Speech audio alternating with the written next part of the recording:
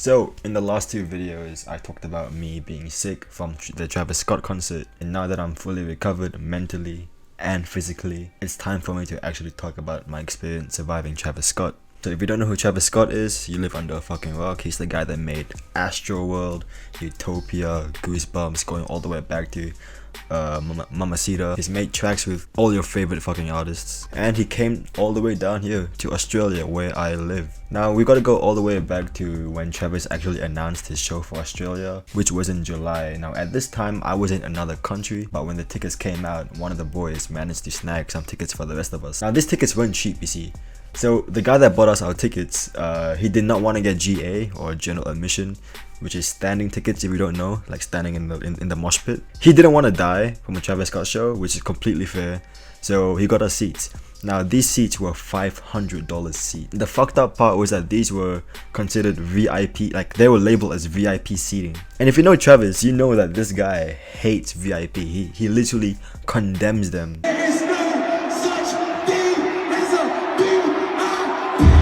You know, as a big Travis fan, I don't know how I felt going to a Travis show. Second thing was that these VIP seats came with perks and benefits, but coming to the concert, there were literally no benefits. We did not get there early. We did not get any.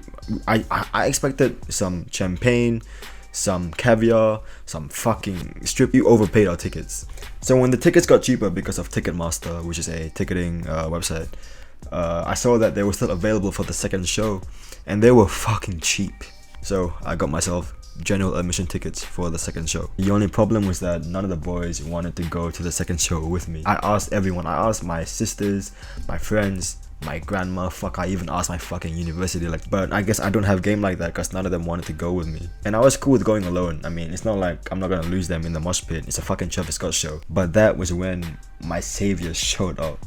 It wasn't Jesus, it was not my parents, it was not even my ex, it was fucking Hinge. Now if you don't know what Hinge is, it's basically a better dating app than Tinder, than Grindr, than Bumble. I did not say Grindr, I don't use Grindr. Honestly, it's a pretty fun app, and although I'm not as much as a Hinge demon anymore like I used to be, sometimes I do like to go on the app to like match with other people and I see what's up. I'm on the way to uni, let me go on Hinge, swipe. Anyways, one of the girls that I matched with on Hinge saw my weekend story on Instagram. Yes, I did go to weekend as well, twice. And she replied to my story saying, and then we started talking for like a week.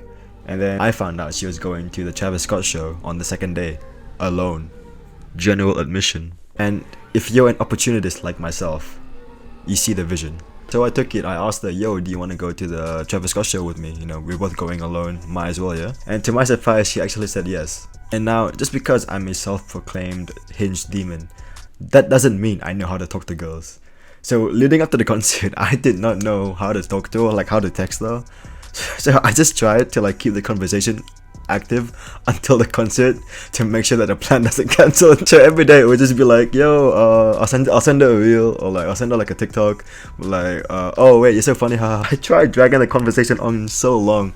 It was like, oh, I'm at work right now, my boss is so fucking like annoying, and she's like, oh, you should fire him. Like, why the fuck am I talking to you about my boss? I don't. Oh my god. It's enough about my shitty game. It is the 22nd of October, the day of Travis Scott's first show in Melbourne Marvel Stadium. My fit for that day? Fucking fire. I definitely outdid myself, I cannot lie. I met with the boys at like 2 p.m. Now the concert started at like what, 8 p.m? or what was supposed to be 8 p.m. So we were at the city pretty fucking early. But we were chilling at like the apartment, like, cause my friend had an apartment near the city, so we stayed there until like 7 p.m. And cause we had seats, we don't really need to line up, so we literally just chilled. Now you gotta remember that this guy was supposed to start at like 8 p.m. to 8:30 as advertised on Marvel Stadium. Nah, this guy did not start until like 9:15 p.m. bro. I was, oh my god. Check West opened up. The only song I know is Mobamba.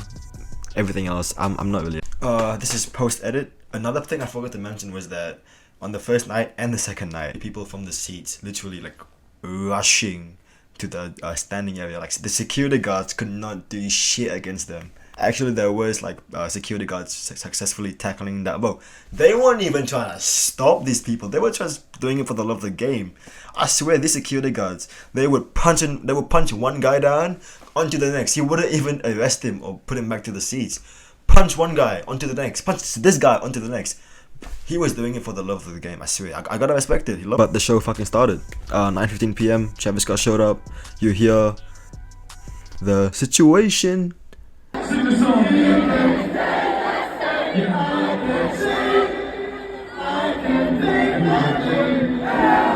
Good, that's when you know the show starts.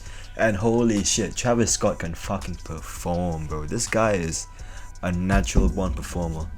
Overall, it was a fucking good experience. Like, definitely one of the best concerts I've ever been to in my life. The show lasted for about an hour, and we were pretty satisfied with how the show went. My aisle was blessed. Like, I was worried that my aisle wouldn't really mosh to the song, but holy shit, the people behind me, the people in front of me, the entire crowd was fucking lit. Like, looking back, I had fun. So I go home at like around 1 a.m. I put my clothes in the washer and made sure to dry them up before I went to bed, because I actually wanted to wear the fit for the next day. And that's when it fucking hit me. I had to go to Travis Scott with a girl from Hinge. I kind of forgot about that until I went on my phone. So you see, I see myself as a pretty calm and collective guy. Like, I'm a people's person. I can be friends with anyone. I can talk to anyone. But when it comes to talking to girls, especially pretty girls, because this girl was pretty, I go back to being like a 4-year-old kid. Like, I cannot talk to girls. I can make a whole video essay on why I can't talk to girls and my Hinge experience, but that's for another video, I guess. I ain't gonna go too much into detail about how the day went with the girl. We met up, we had lunch, we talked. She's a yapper. She is a certified yapper. She yaps more than me, but that is not a complaint. I like girls who yap, because, you know, I don't have to carry the conversation. Now, the concert starts at about 9 p.m. The gates, they open at 6 p.m. Guess what time we lined up at? Fucking 3 p.m, bro. Like, we kind of agreed we wanted to see Travis Scott pretty close, and I didn't think she meant like she wanted to like be able to touch that guy, because we were so close to the stage. As if lining up in the heat wasn't bad enough, and mind you, I was wearing a compression shirt, so like I was like dying from the heat. For some weird ass reason, the Australian police force decided to deploy horses to the line.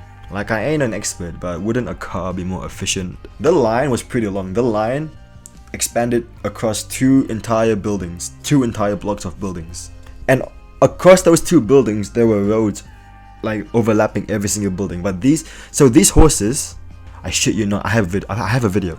These horses, they decided, nah, I want to take a shit, let's shit next to those 2 agents over there by the side of the road. They were literally, oh my god, these horses literally shat next to us, and it smelled so fucking bad. I literally wanted to kill myself. Now, for the first hour and a half there was a line, but I don't know what happened in the front, because the line turned into a fucking riot. There were bottles being thrown everywhere, fucking condoms being thrown around, people were fighting, shouting out fiend, fiend, fiend. When I say hawk, you say tour. Literally, it was a whole, you wouldn't think it was for a concert. And where the queue was, or where the riot was, there were 2 apartment buildings next to us, and I felt so bad because there was this one elderly man who clearly lived in the apartment, and he could see all these fucking rioters, all these kids just shouting out fiend, fiend, fiend, throwing out bottles and shit.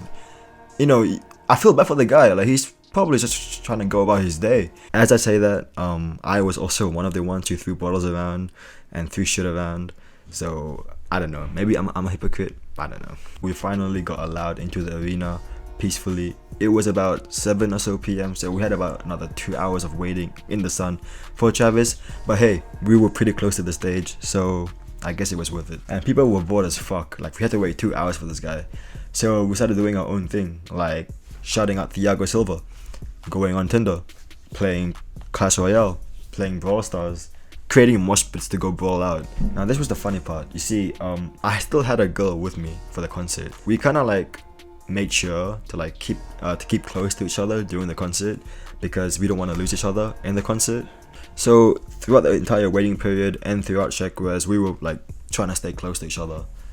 And then it came 9:15 p.m. You hear the situation at this time, neither a good one. And about 2 minutes after that, I lost her. Now, some of you might ask me, was it on purpose? My answer to that is, I guess we will never know. Now, I always knew Travis shows were crazy from the videos, but you truly don't know how crazy it is until you go into the mosh pit yourself. I mean, I was dehydrated as fuck, but I didn't let that bother me at all. And then it came my time to shine. Upper Echelon played. I pull out my Spider-Man mask. I entered the mosh pit, and that was when I thought I was gonna fucking die. My adrenaline was so fucking high throughout the entire concert that I literally got elbowed in the face. I got hit in the stomach.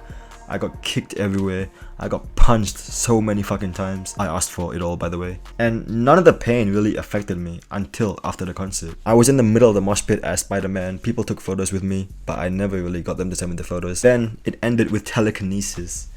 That's when I knew I had to fucking find her. I had to find the girl. So I texted her, but there was barely any reception. But eventually we found each other outside the stadium. She wasn't mad that I lost her. I think that's because she didn't know I lost her on purpose. After that, I sent her home. That's when the pain started kicking in, like all the pain from the concert. And I was really sore that I almost passed out. But eventually I made it to the car park where my car was located, where I did pass out in. So for the entire fucking night, the next thing I remember, I woke up at 9 AM. I was still in my car sleeping, and I knew I had to drive home. And when I came home, my body was so bruised up, my mom thought I got into a gang fight. Anyways, that was my experience at Utopia. 2 nights with Travis was honestly crazy, but I have to say, it was the best nights of this year so far for me. And if he opened up a third show for Melbourne or Sydney or even Adelaide, I would go there. My voice was gone for a little over a week, and I had to go to my classes still because I'm still a university student, but I had to go to my classes.